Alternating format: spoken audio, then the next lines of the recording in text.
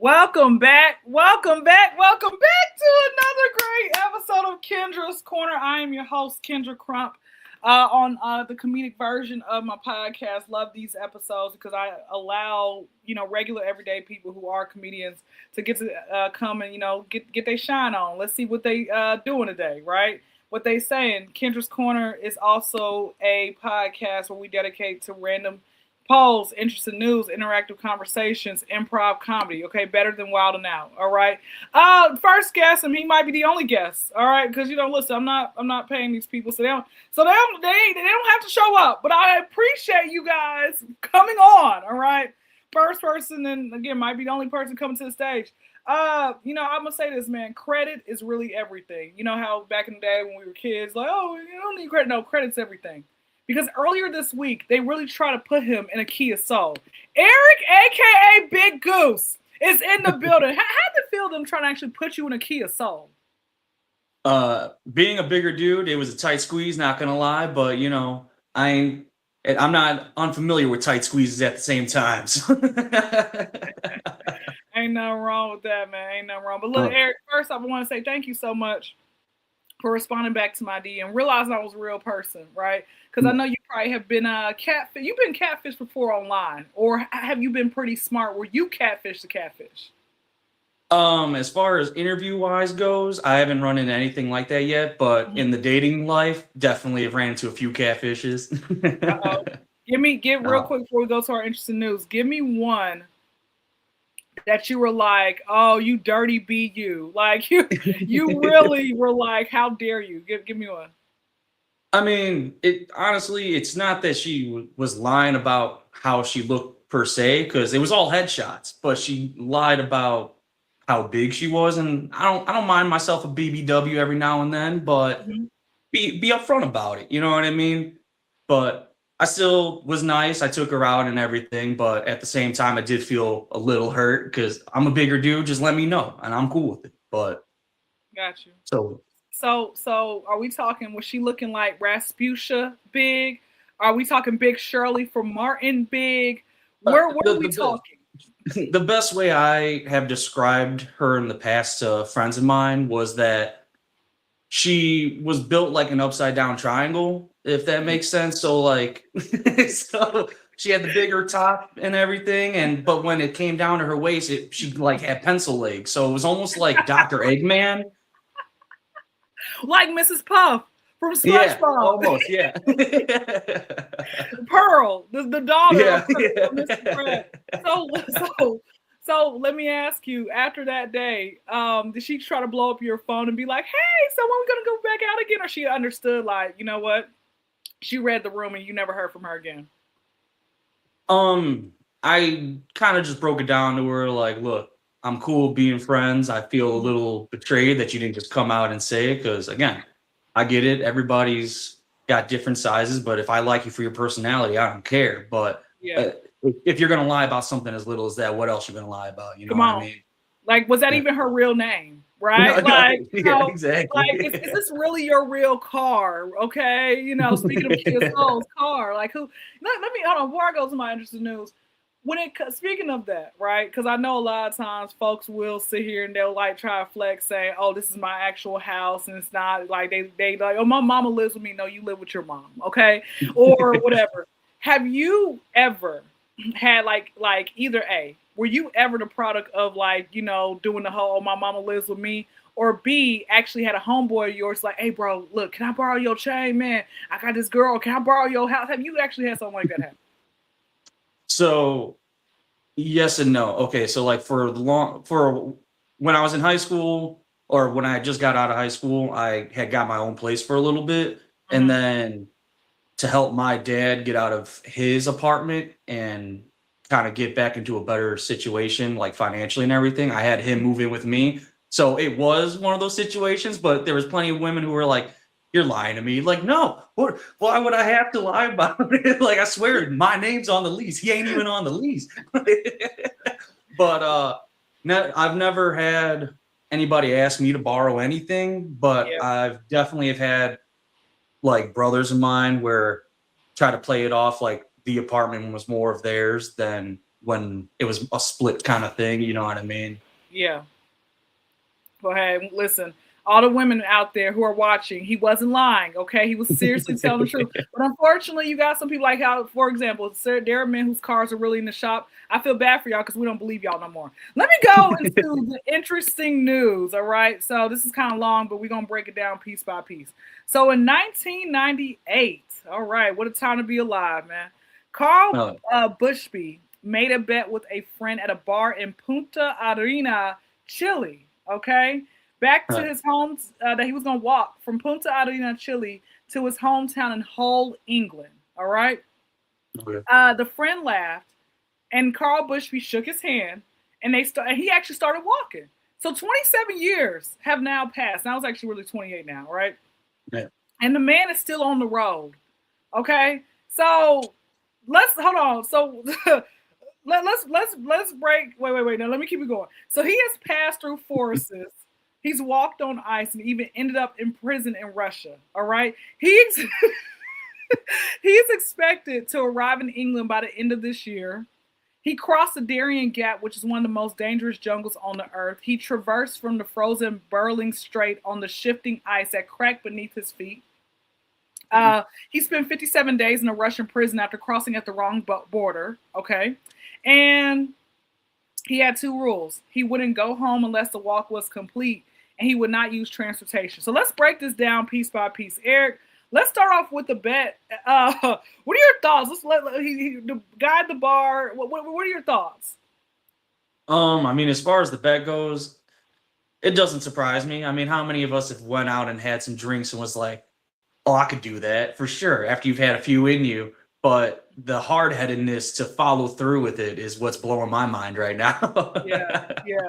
But at the same time, all that's popping in my head is the scene from Forrest Gump when he's just like, I just kept on walking. Yeah. And look, he had the same beard as you. So wait, let me ask you this before I go to the next part. What's it like when it came to a bet at a bar or just in general, right? Like, what did you bet someone at the bar or they betted you and you like actually did go through with it? I mean, usually with me and my buddies, it ain't ever anything really crazy. Usually it's just like, I bet you won't go talk to that chick over there. Like, all right, I'll bet you I will. And whether I get shot down or not, I'll still go talk. But I mean, I've had a buddy who got messed up, had a few too many. I picked him up from, it was his sister's, like their dinner before their wedding, the rehearsal dinner, and picked him up, and we get back to my place, and he's like, and he's a bigger dude too. He's like, I bet you I could run down the block and back in 30 seconds. I'm like, all right, cool, do it. Next thing I know, he busts a left into the forest and it just was gone. He showed up 30 minutes later, like, I think I got a little lost. You think? What But he came running back through my backyard. Like, at least he found the place through the woods. Forest at nighttime? Yeah. And he somehow made it back. Yeah. I think he had hit the main street and then was just like, oh, I've gone too far, and then came back. That's hilarious. Okay. All right. So here's my only question I will say about this, right? Who actually So in order for this to have happened, who did he actually have a conversation with? Who did this Karl dude have a conversation with for them to know to keep documenting him every single year? That's the first thing I want to know. The second thing I need to know is what type of money did he have to be able to afford to like bail himself out of jail, to go and get clothes, to go shower, to brush his teeth. Are his teeth, is he looking like a toddler? Okay. Are they gone? What's going on now? Right? It's that's what I want to know. As far as with the friend who he bet, is his friend still even alive? Right? Because again, this was in the 90s. A lot has happened. So much has changed. Right? I'm surprised he stayed alive at the Russian prison as well. Because I mean, come on, certain countries, right? They don't play. You look the wrong way and then your eyes shut off. So I don't know. Especially you don't understand language. Russian's hard language to understand. Okay, I've tried to speak Russian, and it's just to say the word hello is 20 words. Okay, I don't even do it no more. So I'd also think to myself, like, what exactly? How's this actually? It's because I know he just right now for where I'm at, right? It's raining. It's just been raining pretty much every day. I know he smells like wet dog. Okay, especially like it's like what is going on? Yeah, I mean, honestly, while you were reading it, the only thing I could think is like, so I was thinking kind of the same thing as far as his hygiene for sure goes, or like even just his shoes. That was the first thing that came to my head. I was like, dude, your shoes got to be tore. There's got to be no traction whatsoever. You got to be Exactly. walking around Jesus sandal style right now. But at the same time, like, there's good wills and stuff. Yeah, yeah. Listen. That. Yeah. And but you know what? I also like to say it's so many other questions, and then on top of that, like, sir, like the only time I came, it was one man, actually two guys I came across. All right, so I remember in middle school, my teacher had said that there was a man. He was like on Good Morning America, and it took him. He said, "I'm going to walk from California, the West Coast, somewhere to the East Coast." And it took him 1 year to do that because he said he wanted to lose weight, right? And I'm like, you didn't want to try Tybo? You didn't want to try Slim Fast? You didn't want to try crack? I mean, come on now. It's other options that you could do than sit here and walk, right? But he actually completed, and he actually lost 365 pounds. Now, did Okay. did he gain it back? We don't know, right? But again, that was in middle school. I saw the report, and then there was another man. He was on his bike, and he's like, I'm gonna just, I think he was biking for some type of justice or cause or peace or whatever, right? And so somewhere along the way, he was, somebody had hit him. Like, it was just like he got hit like a car, and I was like, oh my gosh, this is freaking horrible, right? I think he kept going because he had to keep it moving. So stuff like this is like, bro, at some point, when does it end, right? So here's my question. So the random poll: what is the furthest that you have ever gone just to prove somebody wrong? If I had to say, the furthest I've gone is right now in my life, just trying to do comedy. Besides it being a dream of mine as a kid, it's You're kind of doing one of those good. things.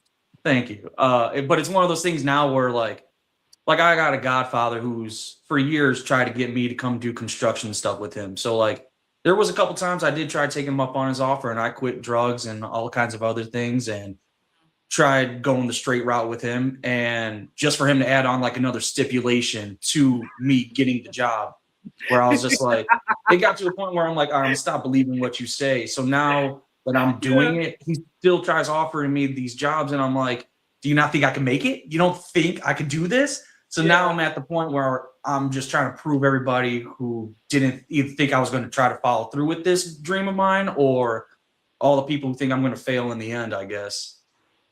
What was the craziest stipulation that he was giving you where you were like, at this point, brother, you taking me for a joke? So, like I said, first it was just quit smoking weed and you're good. All right, Okay. cool. I could do that. And then so I do that, and it takes about half a year to a year almost, because I'm a bigger dude, and he was telling me, they were going to give me a hair follicle, so it takes almost a year That's to true. get out of the system that way. Yeah. So year goes by, I do all this, and then next thing I know, he's like, all right, cool, now you need to get your Class A CDL. Like, dude, I don't even got the money to even get into a class to get this. Like, what are you talking about? That was the whole point of you hooking me up with the job. So after that, and you know what? I even went to the library and I printed out the whole book online and tried studying. That's expensive too. Yeah. Yeah. And tried just learning it on my own. And then when I saw that there's like, so with Class A, there's air brakes that are involved, and I barely know how to change my own brakes as it is now.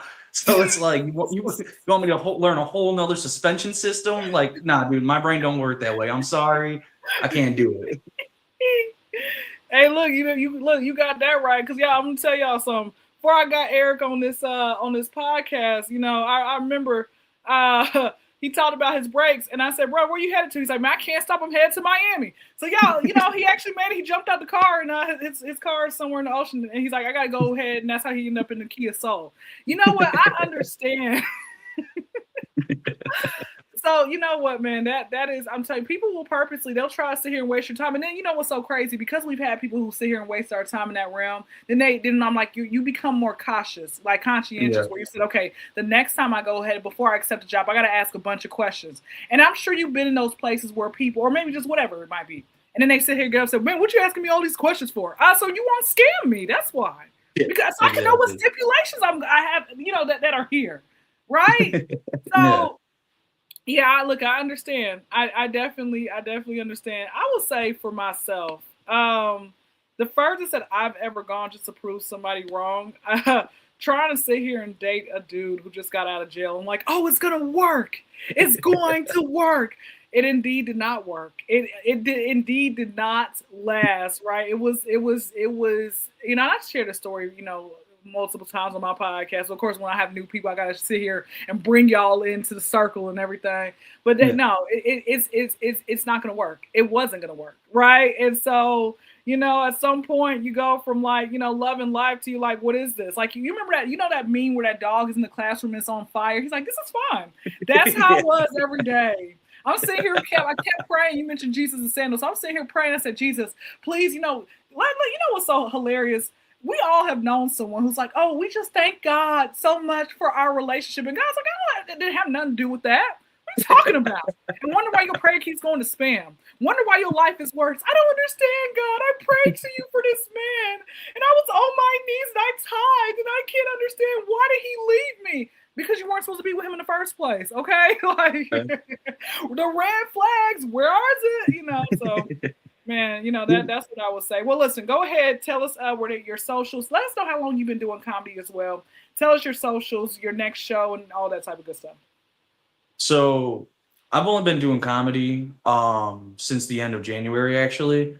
But I've actually been writing for probably a couple of years because my original game plan was I was going to try to write a script for like the next Superbad or like Hangover kind of like esque kind of movie. Mm-hmm. But then I came to the realization that Hollywood will manipulate my script and turn it into something completely differently from what I heard from other writers and stuff. Always. So I was just like, you know what? I'm gonna keep my voice and I'm still bring it out into the world some form of way. And comedy was that way. Mm-hmm. But what's it called? But no, to contact me though, you can find me on Instagram at erict.bigggoosecomedy. And then actually my next show is tomorrow that I'm going to be a part of. It'll be the first one that I'm on like an actual flyer for. But I also have one coming up September 26th as well at X's and O's in Bridgeview out this way. Or Plainfield, Bridgeview. I forget where the hell it's at. Bayless, I think. Mm-hmm. All right. But yeah, no, what's it called? But there was something I was going to mention. Oh, funny enough, though, with your whole dating a convict, you can't blame yourself too much, though, because the heart wants what the heart wants. And it's until craziness happens, where you finally snap and realize, like, oh, this ain't for me. Let it be God's intervention or whatever. But, I mean, shit, the last girl that I was with, probably shouldn't have took her back, but I only took her back because she admitted that she was crazy the first time we broke up. And I was like, oh, you admitted that you're crazy? I'm like, I never hear a woman admit that she's crazy. So I was like, let me give you a chance. But no, she was crazy 2 times. Oh, yes. Oh, you take accountability. I love you more. Here is my grandmother's necklace. Don't lose it. This has been a great episode of Kyndra's Corner. Make sure you all please like, comment, subscribe. Thank you, Eric. He didn't drown. He swam. He was above water. He made it. Okay? He made it. Y'all be blessed, man. Make sure y'all like, comment, subscribe, turn that notification bell on. With that being said, you all be blessed. You all be safe. We are out. Thank you, guys.